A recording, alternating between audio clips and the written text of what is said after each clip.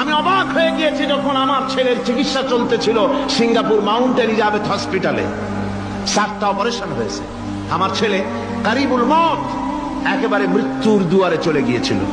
7টি operation, 40 bag রক্ত লেগেছে। 2.5 fit তার ইন্টেস্টাইন কেটে ফেলেছে, 2.5 ফিট খাদ্যনালী কেটে ফেলে দিয়েছে। আমি ডাক্তারকে জিজ্ঞেস করলাম, সার্জনকে, 2.5 ফিট তার খাদ্যনালী তুমি কেটে ফেললে, তা আমার এই ছেলে খেয়ে হজম করবে কি করে? তার খাওয়াটাও প্রবলেম হবে না? ডাক্তার আমাকে যা বলল, শোনা মাত্র আমার চোখে পানি এসে গেল। ডাক্তার বলল, তুমি জানো না, আমি তো মাত্র 2.5 ফিট কেটেছি। তোমার স্রষ্টা, এই পৃথিবীর স্রষ্টা মানুষ যিনি সৃষ্টি করেছেন, প্রত্যেক মানুষের পেটের ভিতরে এই খাদ্য নালীকে রব্বুল আলামিন 22 ফিট লম্বা করেছেন।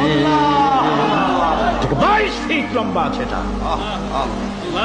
আমি তো মাত্র 2.5 ফিট কেটেছি। কোন প্রয়োজনে যদি কাটতে কাটতে আরো কাটা হয়, 10 ফিটও কাটা হয়, কষ্ট হবে না। সুবহানাল্লাহ।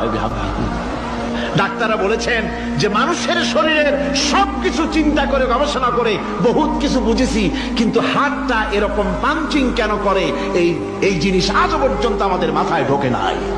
সুবহানাল্লাহ।